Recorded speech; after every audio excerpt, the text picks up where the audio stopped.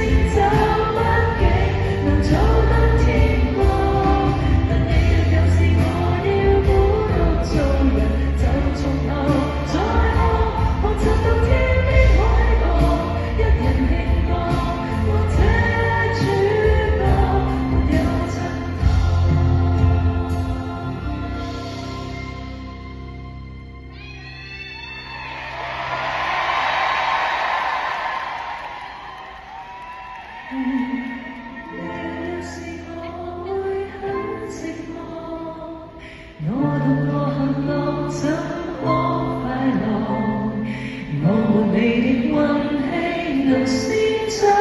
不見能早登天國。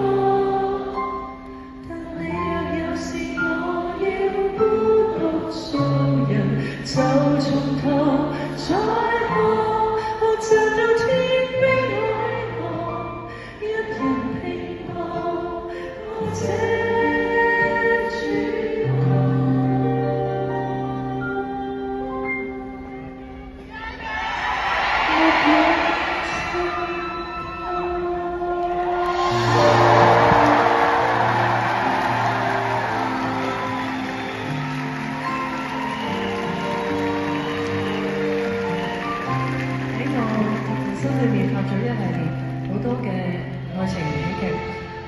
去到某一個階段，我同自己講，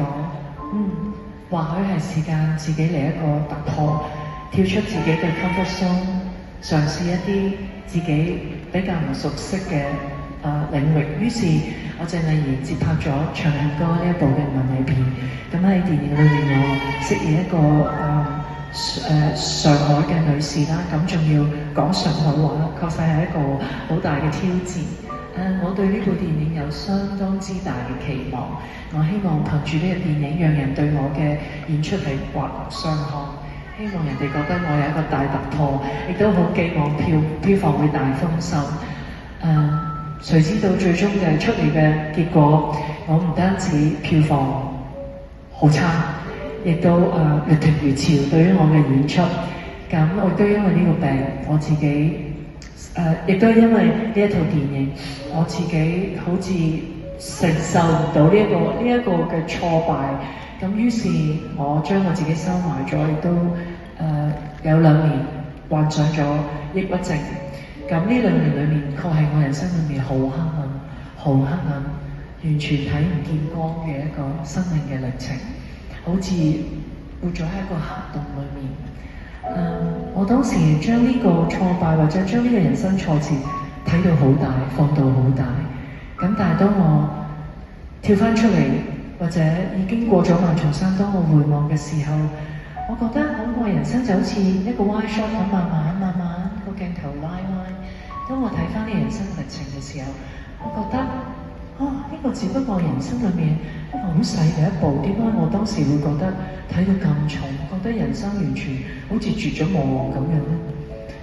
於是，我俾我一個好大嘅一個體會就係，人生當你無論你經歷緊乜嘢都好，有陣時要嘗試將自己拉歪，跳翻出嚟，用一個更高更廣嘅角度去睇翻落去。要知道我哋人生走嘅每一步，其實都只不過係我哋人生裏面其中嘅一步。只要我哋相信，一定能夠喺呢啲所謂嘅絕望啊，或者黑洞裏面走翻出嚟。咁2年抑鬱症，讓我體會到真係有抑鬱症嘅病人嘅感受係點樣。所以我好希望藉住呢一個演唱會，亦都鼓勵台下。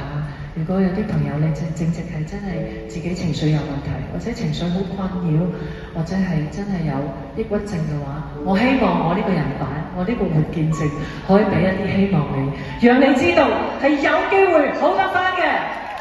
只要相信，唔好自己覺得困住自己，覺得喺一個絕谷裏面，你一定要相信喺呢個黑暗嘅隧道，喺一個黑暗嘅黑洞，或者呢條黑暗嘅隧道裏面個盡頭係有光嘅。只要你願意相信，你係會揾到光嘅。咁喺度要多謝長恨歌呢個經歷，唔單止讓我覺得我成個人係成長咗好多，亦都同住長恨歌獲得咗人生裏面另外一個提名。雖然佢冇為我帶嚟人生任何一個獎項，但係佢讓我跳出咗愛情喜劇嘅框框，亦都係因為長恨歌，我開始正式走進 drama 嘅演員呢一條路。咁所謂人生裏面，你覺得回望，覺得有啲嘢你好似做錯咗個決定，但係當你回望嘅時候，原來你所謂嘅做錯咗個決定，原來嗰個所謂好錯嘅決定係你人生裏面一個好重要嘅一小步。冇當初嘅一小步，就冇有今天嘅鄭秀文。我好感激，我好感激長恨歌呢個經歷，喺度用呢隻歌去紀念呢個人生嘅階段。我多謝長恨歌。